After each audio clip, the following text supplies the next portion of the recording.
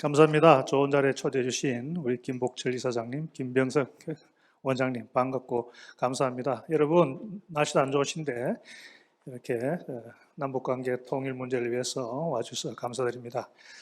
제가 14분이니까 44분에 30분 동안 정확히 발표를 마치도록 하겠습니다. 저는 사실은 학부를 경제학을 전공을 하고 대학원을 정치경제학 논문을 쓰고 독일에서 정치경제학을 공부하러 갔습니다. 그런데 제가 1986년 4월 26일 날 날짜를 정확하게 기억합니다. 그 당시에는 북극을 넘어서 유럽을 갈 때인데요. 제가 북극 상공을 나눈 순간 나중에 알았지만 체르노빌 사건이 터졌습니다. 그래서 저는 독일에 도착해서 환경 문제가 정치, 군사, 경제에 있어서 한국가의 또 세계 사회의 환경 문제가 안보로 자리 잡는 그것을 목도하면서 정치, 경제, 생태, 정치 생태학, 우리 국내 같으면 1호 박사입니다. 그 정치 생태학을 공부하면서 제 나름대로 환경 문제의 인식과 대응 5단계를 했습니다. 여러분, 환경 문제가 간단한 게 아닙니다. 환경 문제가 있다. 이 환경이 죽은 게 아니고 마음껏 파괴하고 사용해서 되는 게 아니고 살아있구나.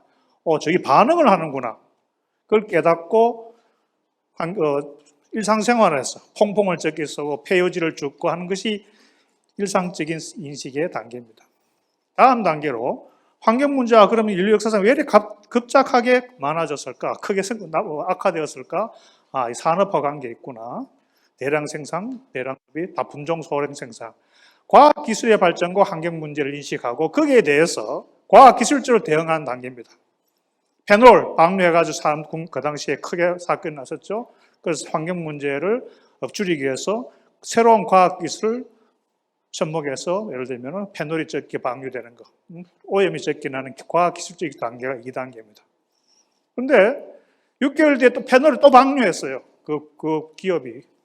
해보니 과학기술을 개발해서 새로 환경 오염을 줄이는 것보다는 그냥 처벌받아서 돈 내는 게 더 싸게 치거든요. 그래서 환경 문제는 그 사회의 구성체, 자본주의 사회는 최소 비용과 최대 효과. 그렇다면 사회주의는 국민의 만족도를 제공하는 거지만, 근데 거기는 자원을 사용할 수 있는 인센티브라든지 그런 여유가 없죠. 자원을 마음껏 사용할 수 있으니까.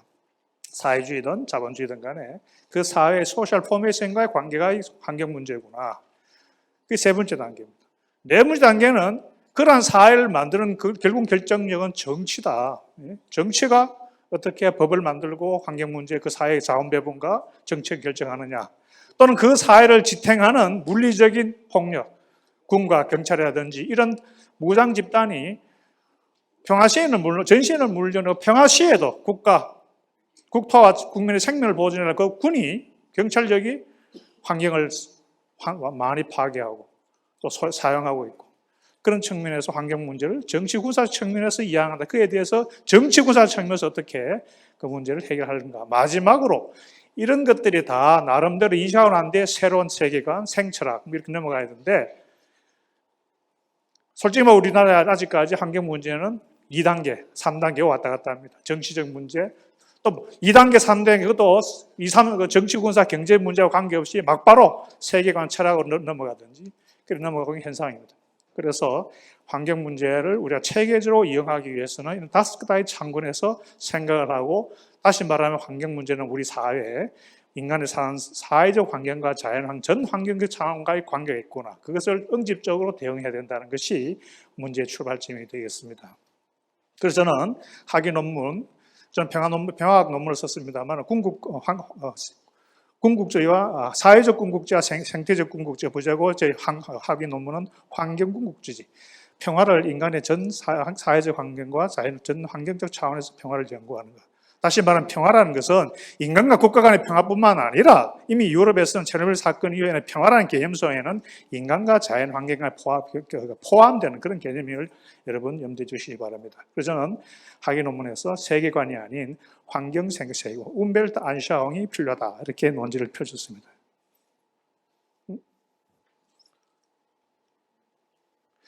저는 이게 2000년에 만든 그래프인데요. 항상 생각합니다. 제가 통일 문제를 연구하면서 지금 제가 서 있는 위치가 어디에 있는가. 우리나라가 국가적 추구해야 될 정책적 과제는 무엇이고 단준 장기 과제가 무엇인가를 한번 살펴봤습니다. 민족 공동체 통일 방안, 우리의 공식적 통일 방안은 화해 협력과 남북연합과 통일 3단계를 상정하는데 화해 협력 단계가 너무나 광범위하다. 그래서 저는 적대적 대결, 적대적 협력, 평화고 공존 3단계를 나눠봤습니다. 소위 국가 간의 교류 협력이 조금 그래도 형성되기 쉬운 분야가 하이 정치, 로우 폴리틱스 분야의 경제, 사회, 문화 분야, 또 국가 간의 협력이 어려운 분야가 저희 하이 폴리틱스 분야의 이념 정치 군사 분야입니다. 그래서 전면적 대결 시기에는 남북한의 정치 분야, 경제, 사회 모든 측면의 대결이고 단절됐던 상황. 그래서 좀 더 나아가면은 이념 정치 군사적으로 대립을 하더라도 사회, 경제, 사회, 문화 분야에서는 협력한 단계. 이것이 적대적 협력의 단계고, 마지막으로 평화 공존의 단계에는 남북한이 이념은 달리하지만은 하위 정치 분야, 경제, 사회 분야에서의 활발한 협력은 물론이고 정치 군사 분야에서도 어느 정도 협력이 진행된 사회. 이것이 남북 간의 평화 공존의 단계다. 그렇게 본다면 지금 특히 김대중 이후에 지금까지 우리나라는 이 적대적 대결에서 평화 공존에 들어가지도 못했지만 왔다 갔다 하는 지금 완전히 적대적 대결의 상황에 모여 있습니다. 그런데 남북 관계가 모든 것이 남북 간의 사안이 아닙니다. 남북이 아무리 잘하자 이야기해도 미국과 중국이 어른거리고 주변국가 들썩거리면 될 수가 없습니다. 모든 것이 국제 문제와 연관되어 있습니다. 그래서 우리가 이념은 달리 하더라도 정치, 군사, 경제 모든 분야에 협력하는 평화 공존에 들어가기 위해서는 한반도의 깨어진 평화, 6.25 전쟁의 깨어진 평화가 회복돼야 된다. 정전체제가 종전체제로 평화적으로 체결되는 그것이 저는 1단계. 한반도의 평화 회복된 단계. 그것을 위해서는 미국과 중국을 비롯한 국제사회의 협력이 필요하겠죠. 또 중요한 것은 핵 문제가 해결돼야 됩니다. 그런데 핵 문제가 그때 해결되면 좋겠지만 저라도 핵 문제 북한이 양보 안 할 겁니다. 결국 핵 문제라는 것은 남북한 합의뿐만 아니라 동북아 전체의 국가들이 국제적으로 평화 보장이 될 때만 가능하지 않느냐. 그것이 2단계. 다시 말하면 이념도 이제 수립하면서 모든 문제 협력에 관한 우리가 연합 단계로 들어갈 때 동북아 모든 국가들이 모든 문제를 평화적으로 해결하는 유럽과 같은 CSC, 유럽 안보협력회의와 마찬가지로 그런 다자적 안보 체제가 들어가고 거기서 북한에 대한 안전보장을 확인할 때 북한은 그때서야 비로소 제가 위험하게는 완전한 핵폐기가 이루어지지 않을까 그렇게 생각합니다. 그래서 우리는 깨어진 평화를 회복하고 동북아 차원에서 회복된 평화를 유지한 단계, 그것이 남북연합 단계고 동북아 다른 국가들은 이 정도의 평화를 만족할지 모르지만 우리는 진정한 평화는 한반도의 통일이 돼야 된다. 그래서 진정한 평화는 우리에게는 통일이 완전한 평화를 의하지만 문제는 동북아 다른 국가들이 한반도의 통일을 평화라고 생각할지 아니면 평화의 파괴를 생각할지 이걸 우리가 잘 유념해야 됩니다. 그것이 우리의 국가적 어려운 과제입니다. 그들로 봐서는 한반도에 전쟁이 없는 상황 속에서 한반도 두 개의 체제가 존재하는 그런 상황이 평화일 수도 있습니다. 하지만 우리는 진정한 평화를 위해서는 이런 깨어진 평화, 회복, 유지, 그리고 한반도의 통일까지 이런 국가적 과제에 직면해 있습니다. 지금 우리는 거의 아직 적대적 대결의 단계에 있는데 아주 거창하게 많은 과제인 것 같지만 여러분, 핵 문제 빼고는 옛날 서독이 이와 똑같은 유사한 상황에 직면했고 서독은 해냈습니다. 오늘 시간 관계 때문에 생각하겠지만 이 어려운 상황, 우리는 한국과 독일이 다르다는 것은 누구보다 제가 잘 알지만 그러나 서독은 굳건한 미국과의 동맹관계를 바탕으로 해서 주변국들의 설득을 하면서 독일을 분단시켰던 미용불소를 지지를 동의를 얻어서 통일까지 일어나 국가 성장했다는 것을 잊지 마시기 바랍니다. 자, 그런데 아까 말씀드린 것을 보세요. 그 정치, 이념, 정치, 군사, 경제, 문화 모든 것을 저는 환경을 뺐습니다. 그것이 인간 중심적인 사고입니다. 이게 환경이 빠졌죠. 여기서 제가 그린 대땅들 고안한 것은 여기에 환경 문제를 포함한 개념입니다. 저는 이명박 정부 시절에 녹색성장위원회 있었고 또 박근혜 정부 초기에 사실 그린 대땅들, 이명박 정부의 마지막 녹색성장위원회에서 개념 그린 대땅들 나왔는데 오늘 이걸 그린 대땅 2.0이라는 그 말이 맞는 게 박근혜 정부 초기에 그린 대땅을 이야기했을 때 제가 제일 첫 번째 전략에 갔을 때 그때 그린 대땅 때는 사실은 남북 환경협력과 똑같았습니다. 그린 대땅 때는 남북 환경협력이 아닙니다. 그렇게 되어서는 안 됩니다. 국가 전략적 차원에서 커다란 우리가 국가가 지향해갈 통일에 이르는 지향하는 그 과정 속에서 나오는 국가 전략이 돼야 된다는 것이 저희 소신이고 그 위에 책을 제가 여러 번 발표했고 그에 따라서 이번 정부에서 그린 대땅 때 2.0이라는 것은 그린대 땅들과 남북 환경 협력이 아니라 우리 국가의 성장을 물론이고 통일을 지향하는 과정 속에서 남북과 동북아 차원에서 우리가 이룩해야 될 단계지고 중장기적인 접근에 따른 하나의 목표 상황이라고 말씀드리고 싶습니다. 그래서 우리가 동북아 남북 간에 있어서도 남북 간의 민족 공동체를 포괄하지만 그 세 번 해보면은 정치 군사 공동체, 경제 공동체, 문화 공동체, 환경 공동체 나눌 수가 있지요. 통합 정책이라는 것은 국가 간의 교류 협력이 제도적으로 활성화되는 상황을 저는 통합이라고 생각합니다. 그런 차원에서 우리가 남북 간의 다차원적인 분야에서 공동 교류 협력을 제도화하고 발전시켜야 되는데 그 중에서 남북 간이 그래도 환경 문제는 정치 문제입니다. 절대 정치 그냥 정치 문제 아닙니다. 가장 처음에 아까 말씀드린 대로 첨예한 정치적 문제지만 그래도 서로의 필요성에 의해서 교류 협력이 조금은 그래도 일어날 수 있는 분야가 경제 분야와 환경 분야입니다. 아무리 환경이 중요한들 어느 국가도 이 순간에 경제만을 위한 환경만을 위한 환경 협력은 하기 힘들 겁니다. 경제가 더 우선되니까요. 그런 측면에서 남북 간의 상황 속에서 아까 말씀드린 단계적 가는데 남북이 직면하고 있는 환경 문제, 경제 문제 추동해서 그 통합을 이루고 그것이 정치, 군사, 경제 다른 분야의 파급 효과를 나타낼 수 있도록 하는 것이 저는 중요하다. 동북아에서 마찬가지입니다. 동북아에서도 아까 말씀드린 대로 핵 문제 해결을 해야지 동북아 국가들 모든 국가가 평화적으로 문제를 해결하고 다자안보 체제를 구축하기 위해서는 모든 분야에서 통합이 이루어져야 되는데 그 중에서 동북아 국가들이 가장 직면하는 것이 경제와 환경 문제이기 때문에 그 부분에 초점을 둬가지고 우리가 교류 협력을 추진하자는 이야기입니다. 여러분, 2000년에 좀 건너뛴다 말하는 이런 공동체고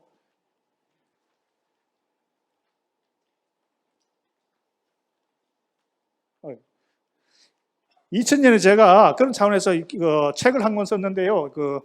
UN 환경기구를 DMZ에 유치하자.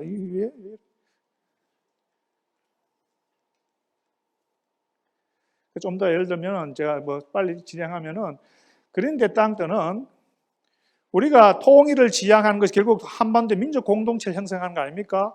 한반도에서 민족 공동체를 지향하고 동북아 전체적 공동체를 지향하는데 그것을 지금 일순간에 하기는 힘들기 때문에 그 민족 공동 통일과 동북아 공동체 다자안보 체제라는 그 중간 과정에 목표 상황이 그린대 땅들이라는 이야기입니다. 국가적으로 가장 관심이 있는 환경 문제, 경제 문제에 서로 신뢰와 협력을 이름으로 해가지고 국가 간의 활성화, 통합을 제도화적으로 만들고 그것이 중장기적으로, 장기적으로 공동체 통일과 동북아 공동체로 나가는 하나의 과정.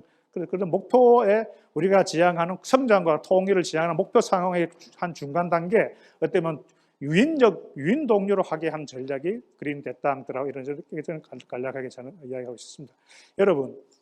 핵 문제는 지금 심각하지만 핵 문제는 1초만 해결될 수 있습니다. 그죠? 1초만 해결될 수 있어요. 김정은이가 진짜 마음 먹고 핵 폐기하겠다 선언만 하면 되는 거 아닙니까? 정치적으로 해결할 수 있는 겁니다. 그러나 환경 문제는 이것은 어느 정도 포만점이면 이건 걷잡을 없이 변해갑니다. 환경 문제 그만큼 중요합니다. 2000년에 제가 유엔 환경기구를 찾아 그런 측면에서 환경 문제를 해결해. 그 당시 2000년에 벌써 우리 서해의 발해만의 대기오염, 수질 오염은 세계 제2의 수질 오염이라고 이미 UNDP가 선언했습니다. 여러분 지금 우리가 숨을 쉬고 있는 것이 만약에 북한 경제가 돌아간다 생각해 어떻게든 회생돼 가지고 돌아간다. 에너지가 뭐가 있습니까? 석탄밖에 없잖아요. 북한 석탄 떼기 생각해 보세요. 지금도 우리 미세먼지, 황사물질 골치 아픈데 숨도 제대로 못 쉽니다. 그래서 제가 2000년 그걸 이야기하면서 그래서 유엔의 권능을 빌려서 유엔 환경기구를 DMZ에 유치하자라고 했을 때 정부 간 회의를 열어서 다른 모든 부처는 괜찮다 했는데 국방부가 이렇게 얘기하더라고요. 손 박사님 핵 문제가 왔다 갔다 하는데 무슨 DMZ를 뚫자 말합니까? 여러분 그게 현실화되었습니다. 그 책을 그랬었어요. 지금 우리 환경 문제 해결하지 못하면 북한 경제에 돌아가면 중국이 계속 나가면 우리 진짜 숨도 제대로 못 쉴 지경이 옵니다. 그렇기 때문에 환경 문제가 모든 국가 중요하지만 협력의 동인이 사기 힘듭니다. 왜? 중국은 환경 완전 오염국이고 제공국이고 일본은 피해국이고 우리는 중간쯤 왔다 갔다 하고 중국은 전혀 문제가 환경 문제가 나오면 공장이 돌아가야지요. 거기다가 환경 문제 오염 유발자 피해자가 다르고 국가적 사회 체제가 다 다르고 예? 그리고 국가적 발전 수준 세계 최고의 잘 사는 국가 제일 못 사는 국가 너무나 다릅니다. 여기서 환경 동력을 어떻게 유인할 것인가 저는 그래서 이 그린데 땅 돌아가는데 유엔의 권능이 필요하다는 것을 강조하고 싶습니다.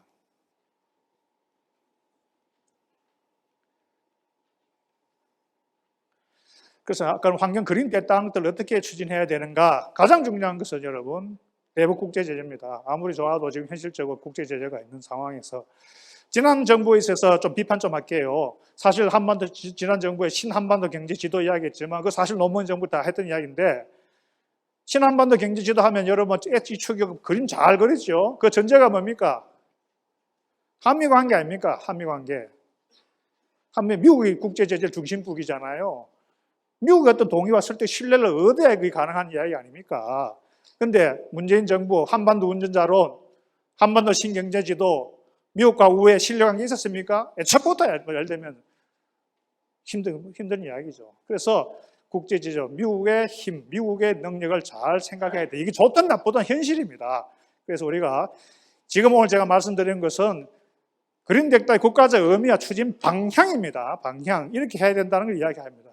그래서 현실화되려면은 지금 2.0에서 오면 굉장히 많은 그림을 그리고 있겠지만 지금 집권 5년 만에 물론 중장기적으로 안도 내야 되지만 지금 우리가 어떻게 할 것인가에 포커스를 맞추는 전략이 나와야 되지 않을까 생각해 봅니다. 그 외에 지속 가능성 뭐 이런 것을 여러분 다 잘할 것이고 또한 우리가 말씀드린 것이 단순한 그린 됐다가 남북 환경 협력이 아니라 그것이 어떻게 우리 국가 성장과 통일에 도움이 되는가를 함께 생각하는 것이 국가 전략의 이야기입니다. 그래서 이 그린데 땅 때 실천 방안에 있어서는 통일 준비하고 통일을 촉진시키는 그것도 당연히 포함되어야 된다고 생각해 봅니다.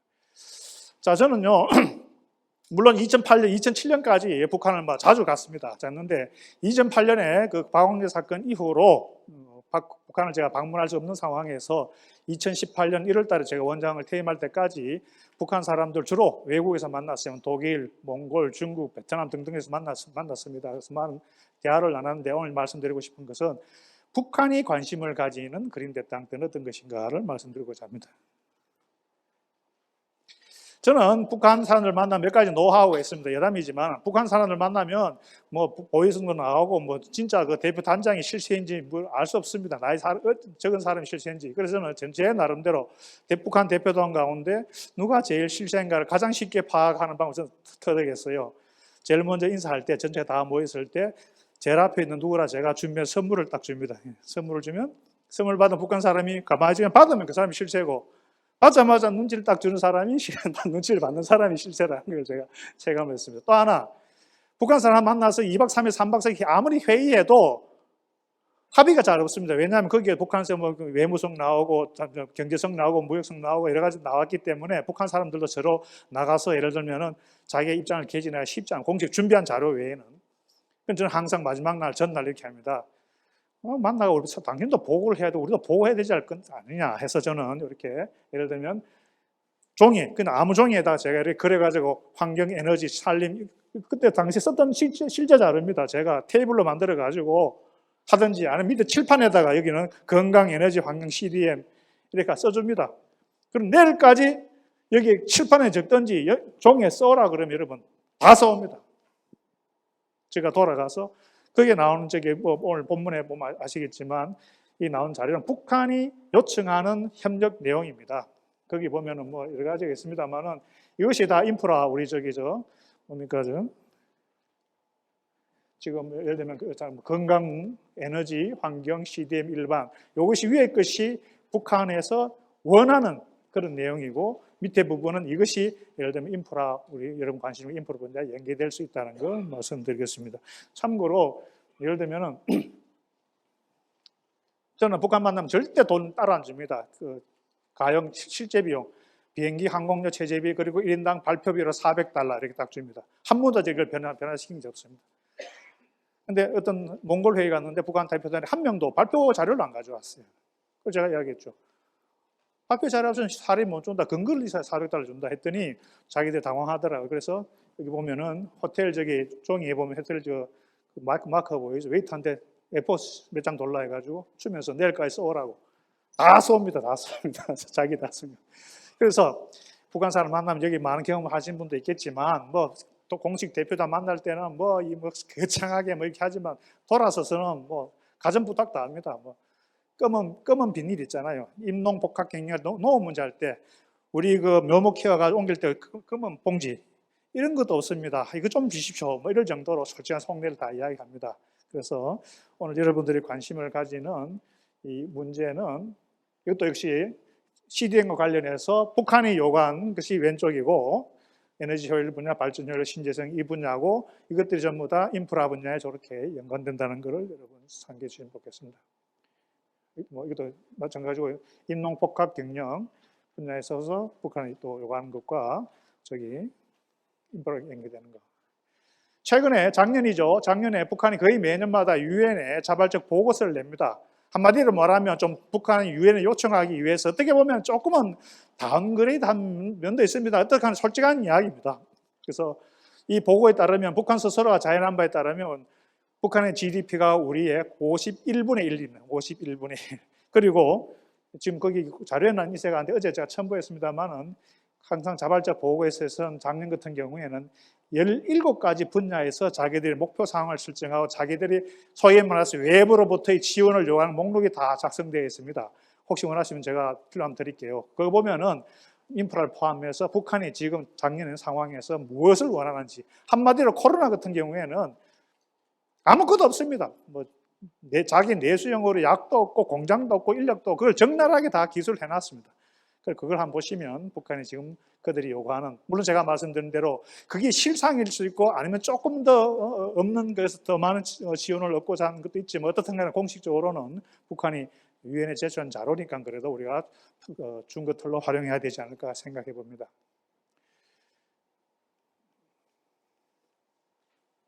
자, 여러분 아까 말씀을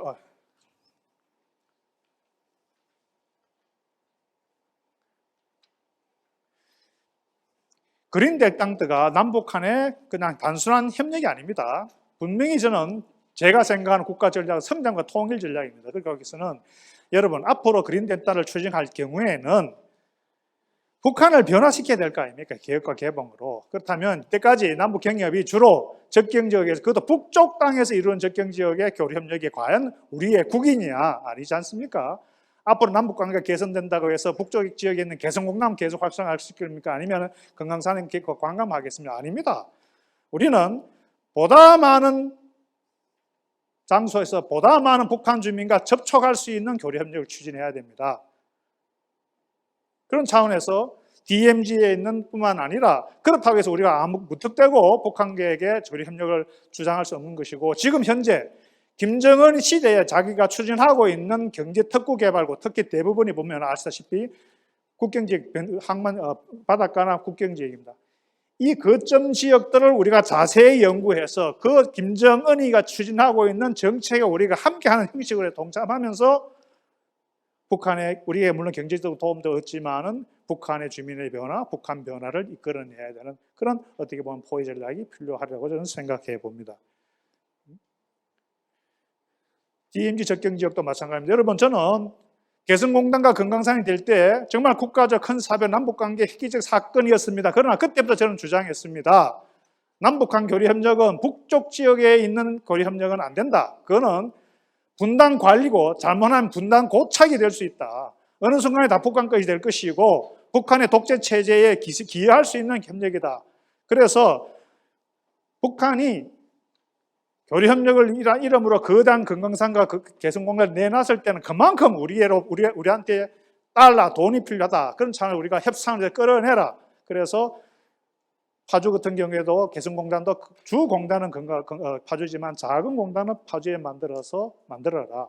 주 관광은 금강산이지만 작은 관광은 설악산에 만들어라.